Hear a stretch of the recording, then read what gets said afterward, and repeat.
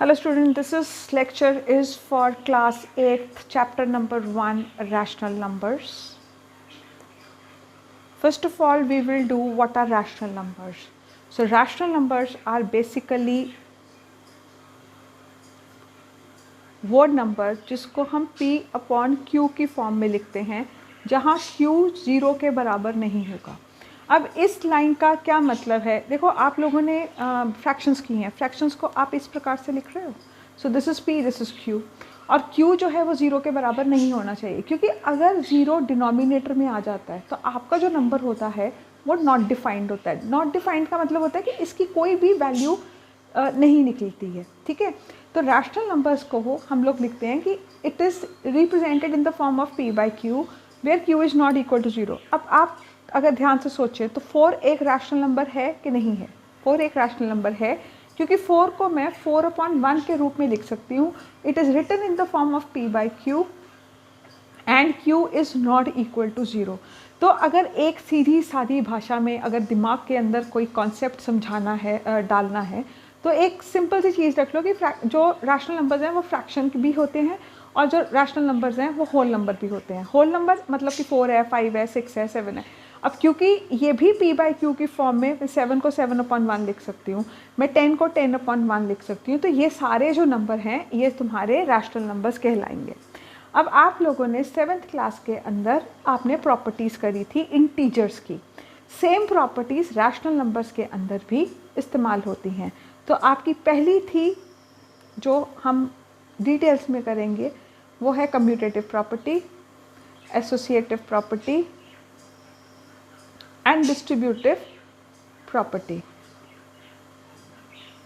First property हम इतनी details में नहीं करेंगे, बिकॉज उसमें जो पहली प्रॉपर्टी है उसमें सिर्फ यही होता है कि अगर कोई भी एक रैशनल नंबर को आप दूसरे रैशनल नंबर के साथ प्लस करोगे या माइनस करोगे या मल्टीप्लाई करोगे या आप उसको डिवाइड करोगे तो आंसर भी एक रैशनल नंबर ही आएगा। फॉर एग्जांपल अगर मैं आपकी बुक के अंदर अलग अलग तरीके से रिप्रेजेंट है, मैं सिंपल सी भाषा में अगर करती हूँ, अगर मैं 2/3 को प्लस करती हूँ 1/2 में, तो एलसीएम लेके सिंपल सॉल्व करना है जैसे आपने फ्रैक्शन सॉल्व करी हैं, तो हमें मिलता है 4 + 3, answer is equal to 7/6। This is also in the form of p by q, तो ये भी एक रैशनल नंबर है। अगर मैं इसको माइनस करूँगी, so this will be 4 - 3/6 which will be 1/6 which is again in the form of p by q.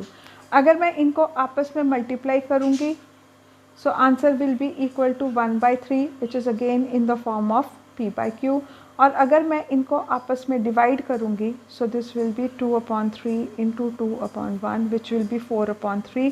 So this is also in the form of p by q. So this property is the first property. Moving on to the second property, and before I move on to second property, let us do two things. One, we have additive inverse, and one we have multiplicative inverse. Additive inverse का मतलब है sign उल्टा कर देना, जैसे कि 4/3 जो है वो -4/3 बन जाएगा, और -4/3 का अगर आप इन्वर्स का मतलब होता है उल्टा, तो 4/3 बन जाएगा -4/3 और -4/3 बन जाएगा 4/3। मल्टीप्लिकेटिव जो तुम्हारा इन्वर्स है उसको हम सीधी भाषा में रेसिप्रोकल बोलेंगे। तो 4/3 का मल्टीप्लिकेटिव इन्वर्स जो होगा वो 3/4 होगा। और एक चीज़ देखी गई है कि एक नंबर और उसका मल्टीप्लिकेटिव इन्वर्स जब आपस में मल्टीप्लाई होते हैं, answer is always equal to 1, right. So this is as far as additive inverse, मतलब साइन उल्टा करना है, और मल्टीप्लिकेटिव इन्वर्स मतलब कि नंबर को रेसिप्रोकल कर देना है। और ये प्रॉपर्टी है कि अगर आप एक नंबर को उसके मल्टीप्लिकेटिव इन्वर्स के साथ मल्टीप्लाई करते हो, so answer is also always equal to 1। आप लोगों ने इंटीजर्स के अंदर भी मल्टीप्लिकेटिव आइडेंटिटी और आपने एडिटिव आइडेंटिटी की थी।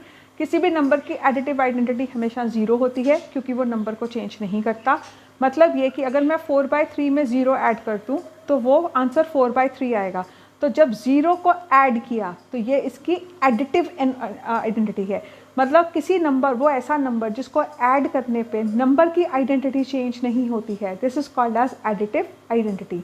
और वो एक ऐसा नंबर जिसको मल्टीप्लाई करने से नंबर की आइडेंटिटी चेंज नहीं हो रही है, This is called as the multiplicative identity. So okay, now we move on to commutative property. Commutative property as done in last class, आपने लास्ट क्लास में किया था कि a को b में जब हम ऐड करते हैं तो वो b प्लस a के बराबर होता है, और a को जब b से मल्टीप्लाई करते हैं तो वो b इंटू a के बराबर होता है. This commutative property is applicable only for addition and multiplication. Additive identity is not applicable for subtraction and for division. Let us do two examples. 1/2 plus 2/3 का आंसर 2/3 plus 1/2, मतलब मैं पहले को first, this is A, this is B, this is C, B and this is A. तो A plus B is equal to B plus A. I hope you remember this from your last class. तो अगर मैं यहाँ LCM लेती हूँ 6, here you get 3 plus 2, यहाँ LCM लूँगी तो ये आएगा 3 plus 4, यहाँ आएगा 4 plus 3. So answer in both cases is same, which is 7/6. So commutative property is applicable for addition. Now we move on for multiplication.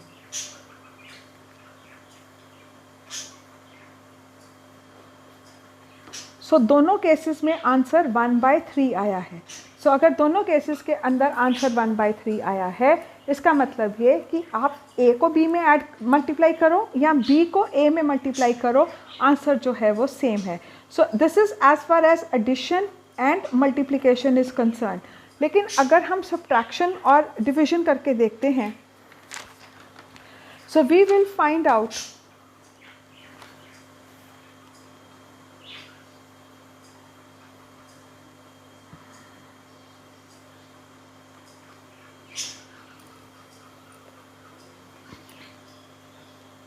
Late us take two numbers 2/3 and 1/4. So अब हम देखते हैं कि अगर मैं a minus b करती हूँ और यहाँ मैं b माइनस a करूँगी. अब यहाँ LCM निकला 12, this will be 8 minus 3, answer is 5/12. और अगर मैं इसको सॉल्व करती हूँ, so again LCM will be 12, but out here it will be 3 minus 8, answer will be minus 5/12.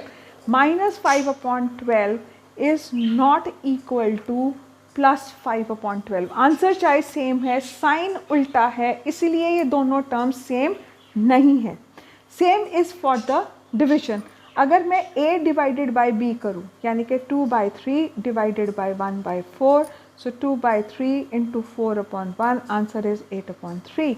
और अगर मैं b डिवाइडेड बाई a करूँ, मतलब 1/4 divided by 2/3, so this will be 1/4 into 3/2, and the answer will be 3/8, and 8/3 is not equal to 3/8.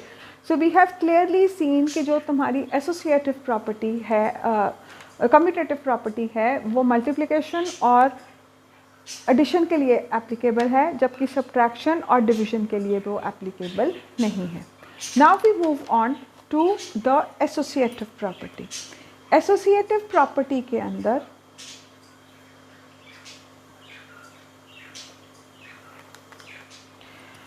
तीन number हैं, A, B और C, और यहाँ भी तीन नंबर हैं A, B और C. And as I have taught in the integers, A, B and C are going to be three friends. तो अगर A ने B से पहले फ्रेंडशिप करी और दोनों ने मिलकर फिर C से फ्रेंडशिप करी, या B और C अगर पहले फ्रेंड्स हो गए और फिर दोनों ने मिलकर A के साथ फ्रेंडशिप करी, रिज़ल्ट हमारे पास यही आया कि A, B और C तीनों क्या बन गए, एसोसिएट्स, या तीनों क्या बन गए, फ्रेंड्स बन गए. सो आइदर यू ऐड और मल्टीप्लाई टू नंबर्स फर्स्ट और फिर उन आंसर को थर्ड से करो, या ये सेकंड और थर्ड आपस में पहले ऐड होंगे और फिर वो फर्स्ट के साथ में होंगे. Let us do an example. 1/2, 2/3, 3/4, and we will see कि जो आंसर्स हैं वो सेम आते हैं कि नहीं. सो यहाँ पर हम क्या करेंगे कि पहले हम A और B को आपस में ऐड करेंगे, जो आंसर आएगा उसको हम C में ऐड करेंगे, और यहाँ पे हम पहले B और C को ऐड करेंगे, जो आंसर आएगा उसको 1/2 में ऐड करेंगे। तो यहाँ एलसीएम बना 6, 3 + 4, 7/6 + 3/4।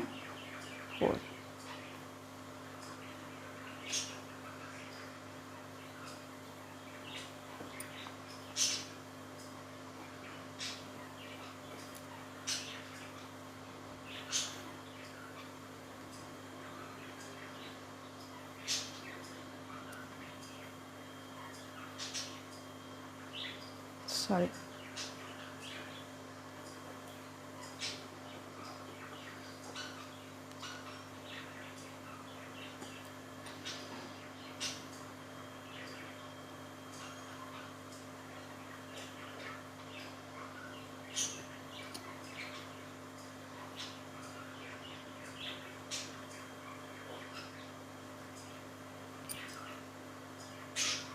So we can clearly see कि LHS और RHS जो है दोनों का आंसर सेम आया, तो इसका मतलब ये है कि associative property is applicable in addition. Now we move on to associative property in multiplication. Using the same terms, 1/2 multiplied by 2/3 multiplied by 3/4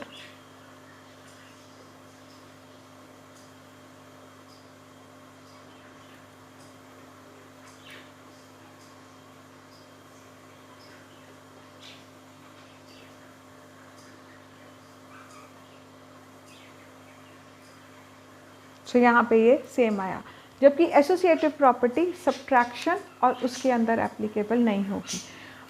in certain questions जो तुम्हारे साइंस हैं वो चेंज हो जाएंगे, मतलब कहीं पर यहाँ माइनस लगा होगा तो यहाँ आपको कुछ नहीं करना है। आपको जैसे आपने पुरानी छोटी क्लासेस में फ्रैक्शंस को ऐड और सब्ट्रैक्ट किया है या मल्टीप्लाई किया है, डिवाइड किया है, सेम उसी चीज़ को हम करेंगे। So associative property is again not applicable in subtraction and in division. Now we move on to the most important property, and that is your distributive property. Distributive property में suppose I have a question.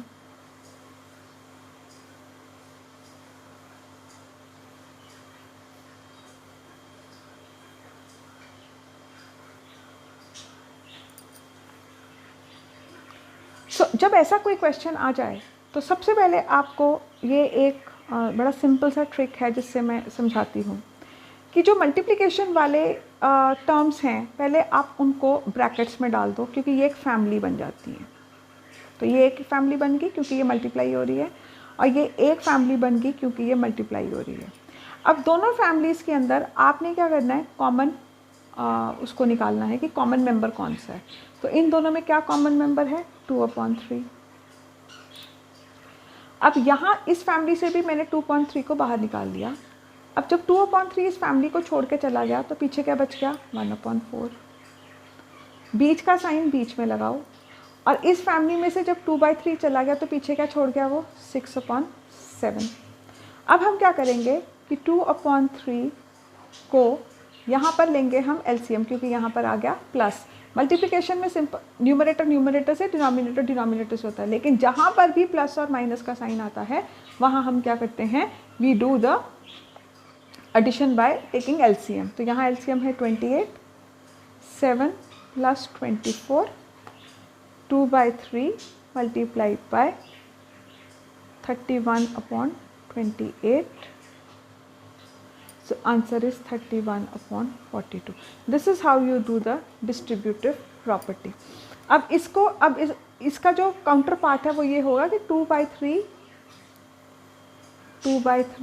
+ 6/7। तो यहाँ पर पहले हम solve करेंगे फिर multiply करेंगे, जबकि यहाँ पर भी हमने पहले कॉमन को निकाल के फिर किया। जब आपको LHS को RHS के बराबर करना है तो आप लोगों ने क्या करना है, पहले इनको मल्टीप्लाई करना है, तो आंसर आ जाएगा 2/12, और फिर इनको आपस में मल्टीप्लाई करोगे तो आंसर आ जाएगा 4/7। फिर इनको आपस में आपने सब ऐड कर देना है, तो ये आ जाएगा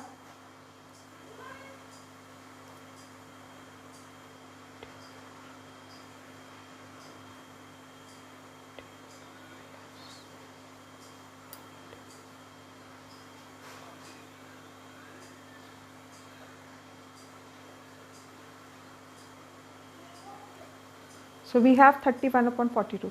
यहाँ पर ये इसको कैसे सॉल्व करना है, पहले आपने इसको करना है। So you will have 21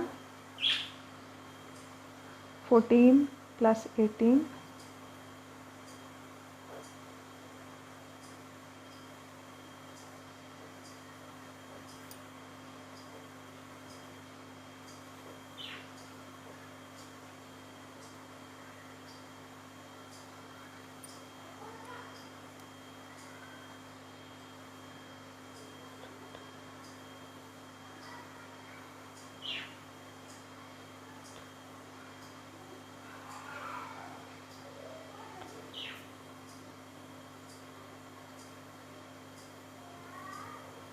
sorry, this is wrong.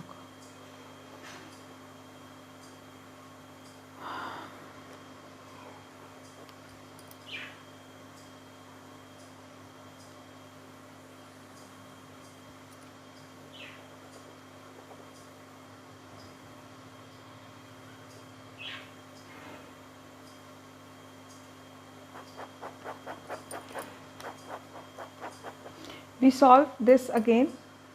There was a slight error in writing the question. Sorry for that. Starting से करेंगे।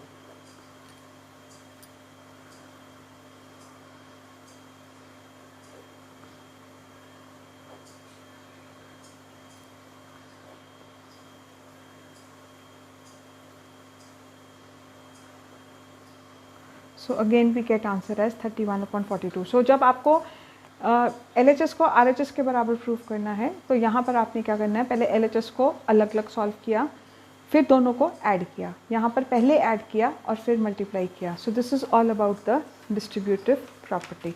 So this is all in this lecture. In next lecture we will do the next set of questions. Thank you.